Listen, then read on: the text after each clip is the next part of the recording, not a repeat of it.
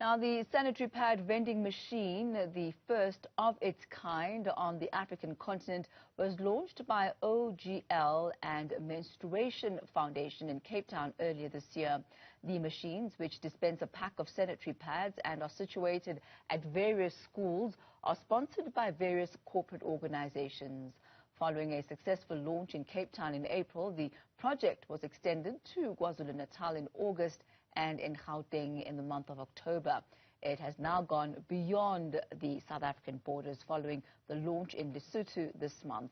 Joining us now to discuss the significance of this milestone is O Graceland Executive Director, Mr. Philani Zama. Very good afternoon to you, sir. And I must say, congratulations on the work that you're doing as far as this project is concerned. Talk to us about what gave birth to it and what you aim to achieve. Thank you so much, Sistami.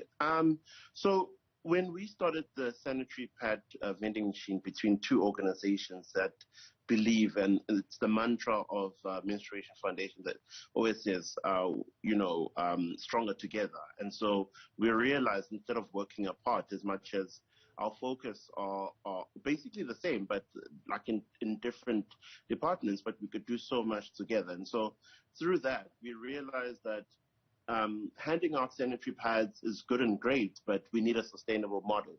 And that's how the birth of the sanitary pad vending machine came about, because we realized that what happens next month, what happens month 4, in terms of sustainability and making sure that the girl child or just women on a whole have access to sanitary pads. So how exactly does this work, and what is the obligation on the young girl who wants to use this? Do they need money in order to get these pads, or do they just go when they need them? So how the program works. So whoever sponsors the vending machine is committed to a 1-year program. So when a corporate or an individual buys a machine for a certain school or a certain community or whatever, in that case, they are committed for a year. Because remember, we want the sustainability. So it comes with 12 months stock. That will make sure that is replenished depending on how big that school is or that community. So sometimes if the community is big or the school is big, we restock every week or sometimes every 2 weeks. So every end of the month, a young girl gets signed out a token. And this token is the only thing that can be used on that machine, so no money. So it's free to the user end.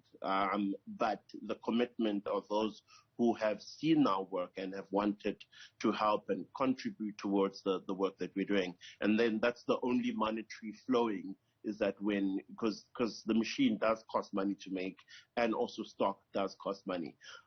So yeah, that's how generally it works, is that every single month a young person will sign out a token, and whenever they due for their period or whenever they want to fetch their pads, they go to the machine in their bathroom and then they pop it in. And because it's non-electrical, it's made in South Africa. In actual fact, it's made by a woman-led company that deals with steel. So, we want to continue making sure that this is about women and women, empowerment.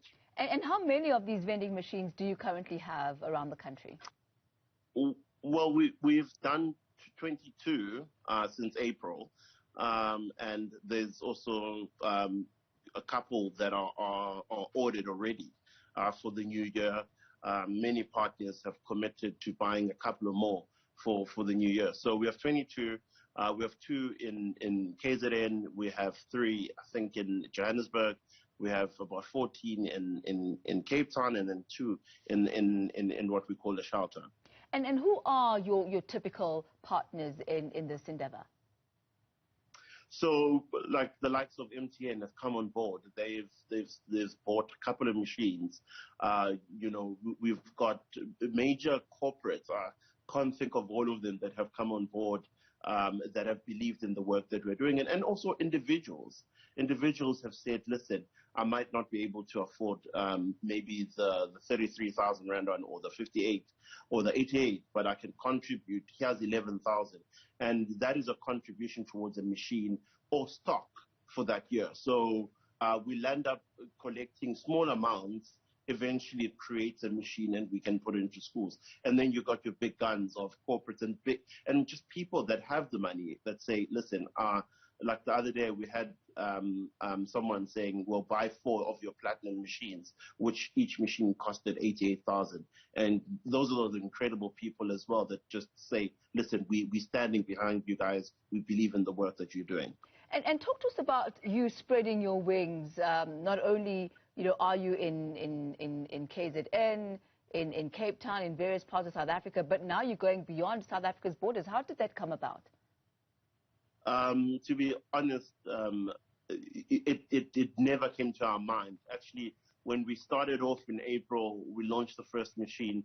We thought we would only do Cape Town on the basis of we didn't see it growing this fast.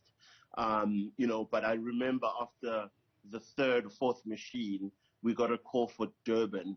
And it was a company up in Durban that said, listen, our workers' children go to that school. We want a machine within this particular school to support the same staff children that are actually working for us. And so that's just how it grew. And then all of a sudden, the UN sends an email and says, listen, we saw your article. We'd love a machine, and that's how the partnership or the connection came about with the United Nations in Lesotho. And then I went personally. I decided to personally go deliver it myself. When the United Nations calls, yes, you do make a personal delivery. But talk to us about some of the insights and the impact that this project has had. So the main goal around all of this, first, like I said in the beginning, Sam, is that it's sustainability. We need to make sure that women get sanitary pads on a monthly basis. This is not a once-off thing. Secondly, the impact is keeping a girl child in school. Already the stats that we've received since inception are already in the right direction of what we thought would happen. Already the school is contacting us saying the register looks like it's improving year in. And that's the beauty of it, is that we want to make sure that the girl child stays in school, want to make sure that sanitary pads are accessible eventually to everyone, whether you can afford it or not afford it. That's the goal. And next year we're looking at actually opening up a pad factory. We want to make our own pads because the cost of making a pad is far little, to be honest. It's like 3 rand a pack of pads. So we want to make sure that the accessibility of pads is there.